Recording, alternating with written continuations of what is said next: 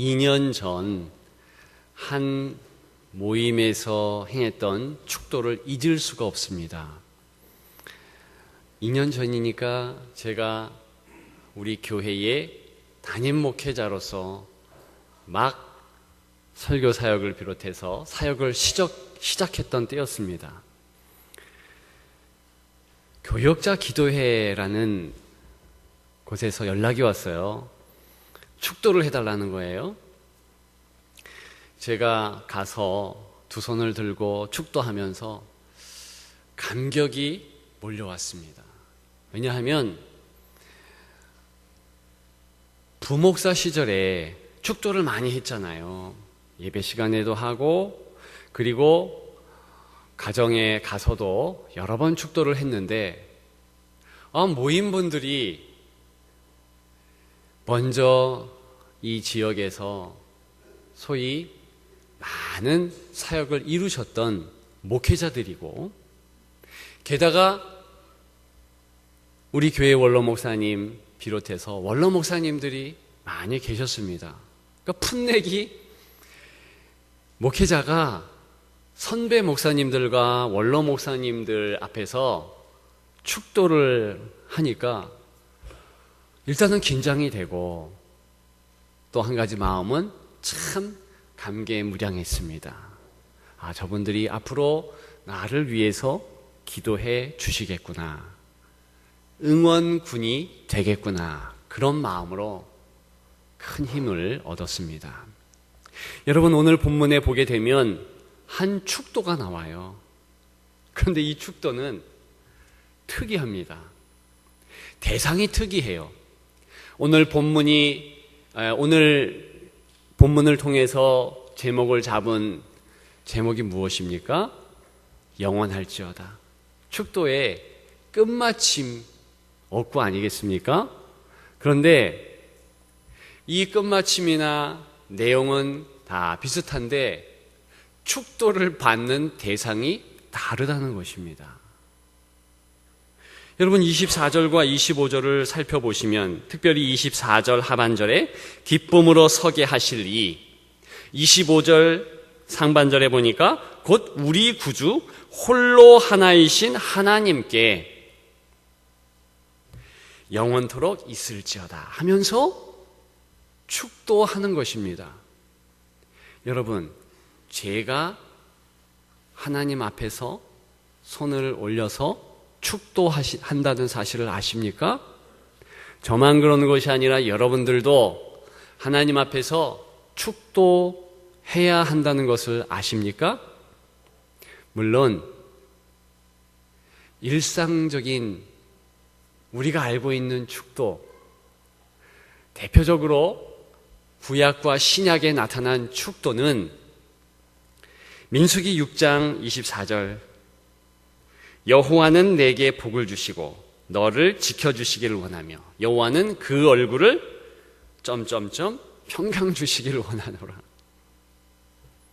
여러분, 구약의 축도, 하나님께서 우리를 향해서 하는 축복의 메시지입니다. 축도하는 자가 연소하든 어쨌든 인생에게 하는 것이요, 또 대표적인 고린도후서 13장 13절 바울의 축도, 제가 조금 이따 이 축도로 기도할 것인데, 주 예수 그리스도의 은혜와 하나님의 사랑과 성령의 교통하심이 너희 무리와 함께 있을지어다. 이 축도는 자명하게 하나님께서 인생에게 복의 말씀을 주시는 것 알 수 있습니다. 그런데 오늘 본문의 축도, 그리고 신약의 몇몇 축도는 그 대상이 하나님이시라는 거예요. 하나님께 영원할지어다 어떤 것이, 이런 식으로 축도가 이루어집니다. 그런데 실은요, 축도를 빙자한 축도 형식을 빌은 극한 감사를 올리는 것입니다. 영원한 하나님의 은혜 참으로 감사합니다. 감격스럽습니다. 그러면서 하나님 앞에 영광을 올려 드리는 것입니다. 여러분, 오늘 본문에는 어떤 사실이 감사 제목이 되고 있습니까? 25절 중간에 보게 되면 영광과 위엄과 권력과 권세가 영원토록 있을지어다, 이렇게 되는 거예요. 첫째, 영광이 감사하다는 거예요. 여러분, 특별히 오늘 본문이 말씀하고 있는 이 영광은 우리 마음에 새겨야 됩니다. 예수 그리스도를 통한 영광이에요. 과거 구약시대에 보게 되면 하나님의 영광이 가끔 목도되었습니다. 가끔 볼 수 있었어요. 하나님의 임재가 가시적으로 사람들이 볼 수 있도록 되었다는 것입니다. 일단은 광야라는 곳에서 그 한복판 있는 시내산에 하나님께서 임재하시는 것, 하나님의 현현을 모세와 이스라엘 백성들이 다 볼 수 있었습니다. 구름 기둥이 가득했거든요. 그런데 곧 그 하나님의 현현, 하나님의 임재의 모습은 사라집니다. 그 다음에 하나님께서 하나님의 영광을 언제 또 보여주시는가? 성막이라는 곳에서. 지금의 성전 아닙니까? 하나님께서 이곳에서 만나겠다. 그곳에는 내 임재를 상징하는 법궤를 중앙에 두어라, 지성소에 두어라 하면서 성막에 대해서 말씀해 주시고, 그곳에 하나님이 나타나신 것을 역시 구름 기둥으로 보여주십니다. 그러나 곧 사라졌습니다. 그리고 솔로몬의 성전에 하나님의 이러한 임재가 또 한 번 나타납니다. 약속의 땅 가나안, 그곳에 가서 이스라엘 백성들이 예배드릴 때 역시 약속의 한 장소인 솔로몬의 성전에 몰려갈 때에 하나님의 현현이 구름 기둥으로 가득 나타났습니다.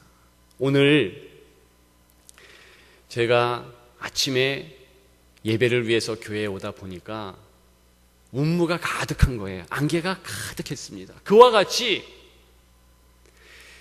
가득한 구름, 그것이 하나님 임재의 영광이었다는 거예요. 그런데 없어졌어요.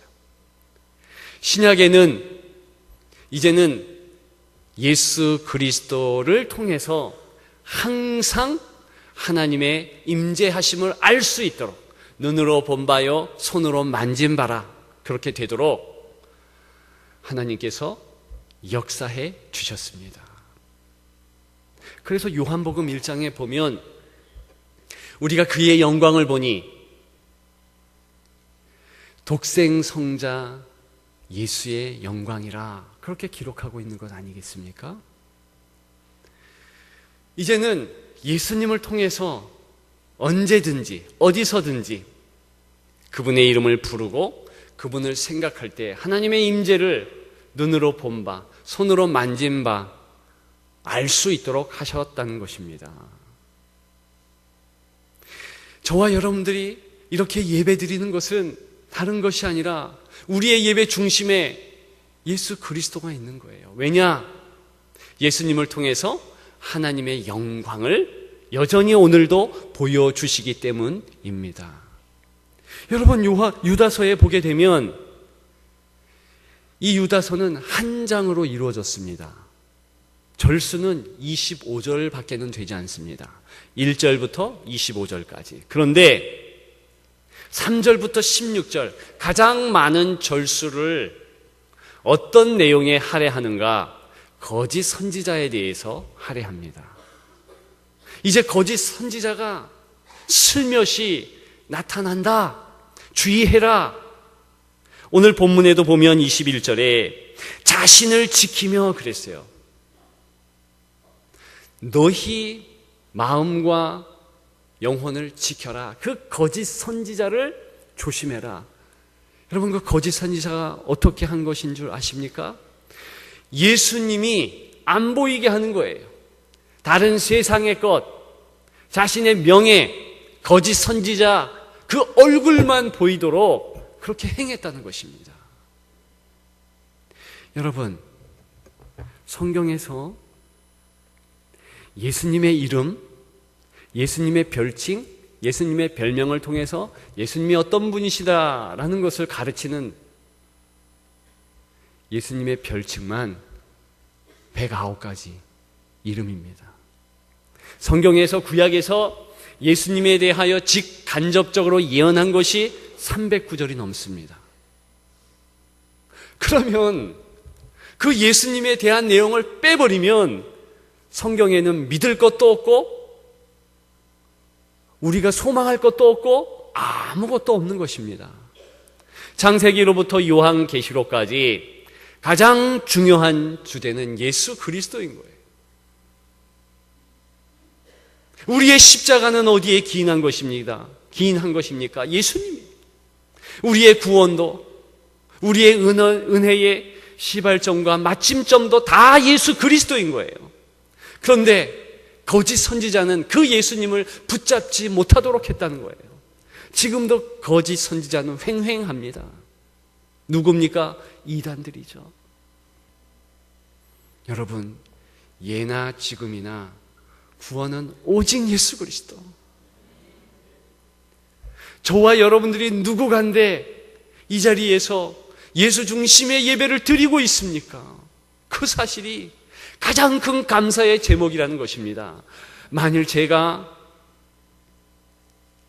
이단 사슬에 빠져서 이 자리에 없고 다른 곳에서 다른 이름을 찾고 있다면 그것이 얼마나 비참한 모습입니까?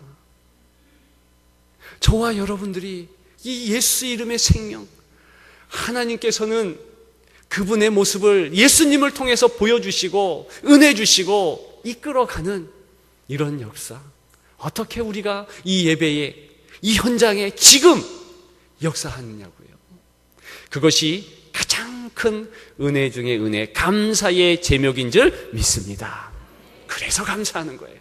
그래서 축도 형식을 빌어서 이 영광 영원히 하나님 앞에 있습니다. 참으로 감사합니다. 그렇게 찬양의 감사를 올려드린 줄 믿습니다. 우리도 그 감사로 감격하는 저와 여러분들 되시기를 축복합니다. 여러분, 두 번째로 영원토록 있을지어다. 이 축도의 형식을 빌어서 무엇에 대한 감사를 하나님 앞에 올려드리고 있습니까? 위엄에 대한 감사다 그랬어요. 영광과 위엄과 그 위엄, 조금 낯설지 않습니까? 위엄, 한문으로 두려워할 위자, 엄할 엄자입니다. 이게 두려움에 대한 거예요. 여러분, 특별히 성경에서 오늘 위엄이라는 단어를 통해서 우리에게 가르쳐 주는 것은 하나님의 두려운 초월성을 일컫는 것입니다. 더 어렵죠? 두려운 초월성.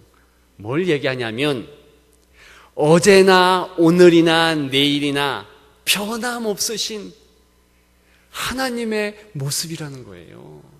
그것이 얼마나 크신 모습인지, 인생은 그 하나님의 초월성을 보면 단식 감탄하지 않을 수 없다는 것입니다. 위엄을 느끼지 않을 수 없다는 거예요. 그래서 오늘 25절 하반절에 보게 되면 영원 전부터 이제와 영원토록 그랬어요. 인생은 영원을 논할 자격이 없습니다. 하루 사이와 같잖아요. 여러분, 우리 마음에 품은 사랑도 어제 사랑 다르고 오늘 사랑 다르며 내일 사랑 다를 수 있어요. 그런데 하나님의 사랑은 만세 전부터, 영원 전부터 우리를 품은 사랑이에요. 그런데 그 사랑에 변함이 없다는 것입니다. 성경은 그 약속을 계속 증언합니다. 하나님 사랑에 대한 약속은 절대로 변하지 않는다. 만약에 하나님 아버지께서 우리를 향해서 2000년 전에는 하나님께서 사랑한다 그랬지만 2000년 지나서 나 너 안 사랑해 그랬다면 우리가 이곳에서 예배 드릴 수 있겠는가? 2000년 후에 그때까지 우리 주님이 안 오신다 가정하고 만일 우리를 사랑하지 않겠다 그러시면 우리는 어떻게 해요? 지옥 가서 지옥불의 불쏘시개로 쓰임받겠죠. 그런데 우리 하나님의 사랑은 인생과 다르지 않아 변하지 않는 사랑. 여러분, 그 사랑의 약속이 여기 있는 거 아니겠어요? 왜 우리가 말씀을 붙잡아야 되는 것입니까? 인생은 변해도 하나님의 말씀은 변개함이 없다. 그래서 말씀을 새겨야 되는 거예요. 돌에 새기듯이 신비, 마음심자, 비석비자, 마음의 비석에 새겨야 되는 거예요.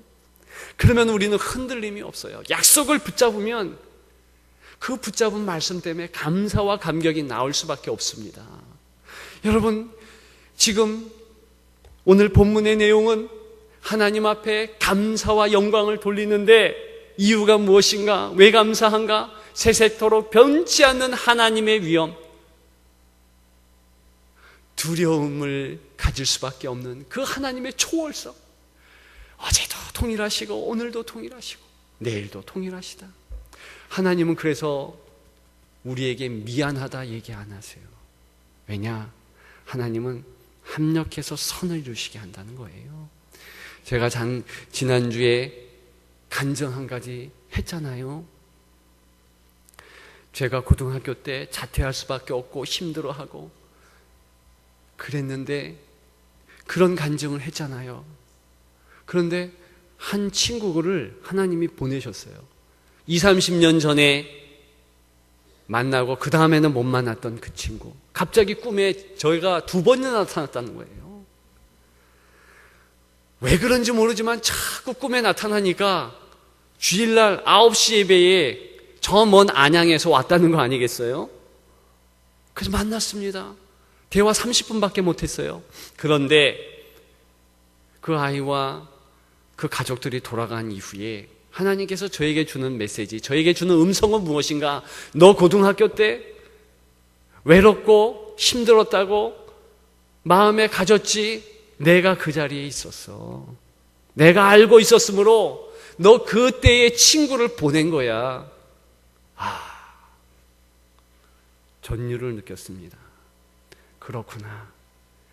내가 고등학교 때든 지금 이렇게 담임 목사의 직분으로 하나님의 일을 감당하든, 아니 이제 하나님 나라 갈 때 어제니 이제 가나 저제 가나 힘이 없어서 장래에 병상에서 누워있든 하나님께서는 동일하게 사랑하신다는 거예요.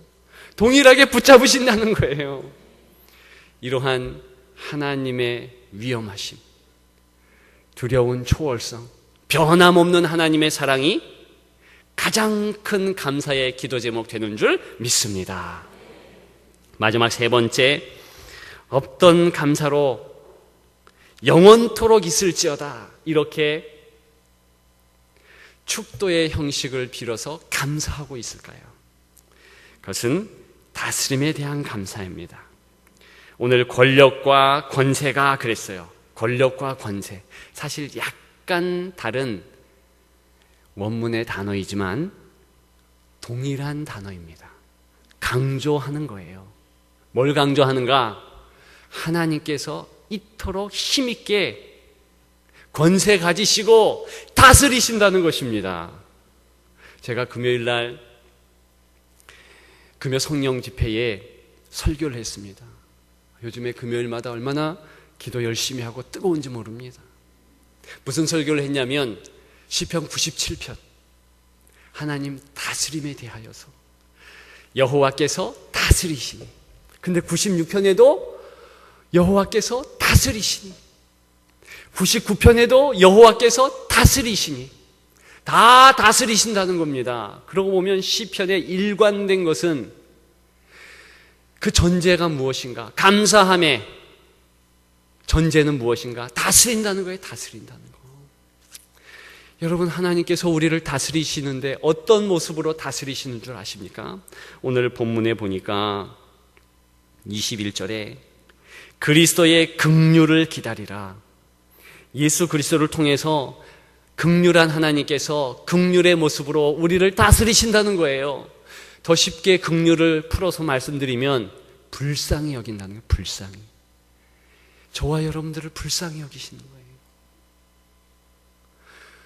얼마나 우리는 불쌍합니까? 사실은요, 내 옆에 앉아있는 내 남편, 내 아내가 불쌍한 인생인 거예요. 내 자녀라도 불쌍한 것이고 우리 성도들이라도 다 불쌍한 것입니다. 왜요? 인생은 변해가 돼. 육신, 이 육신이 여러분 거울 보면 알잖아요. 옛 사진을 보면 알잖아요. 이렇게 지금 주름이 많은데 예전에는 이야, 이토록 멋있었구나. 그럼 머리가 빠져요? 허리도 아파요? 그런 인생의 육신에 변하는 것. 하나님께서 우리를 불쌍히 여기셔서 우리를 붙잡아 주시고 인도해 주시는 거예요. 그런 모습과 같이 우리도 어떻게 해야 되는가? 22절에 긍휼히 여기래요. 불쌍하게 여기래요. 23절에 그 불쌍하게 여기는 모습은 어떤 자를 불에서 끌어내어 구원하라. 어떤 자를 그 육체로 더럽힌 옷까지도 미워하되 죄는 미워하되 두려움으로 어떻게 하라? 긍휼히 여기라. 불쌍히 여기시라는 거예요. 왜? 이 전제 조건은 뭐냐?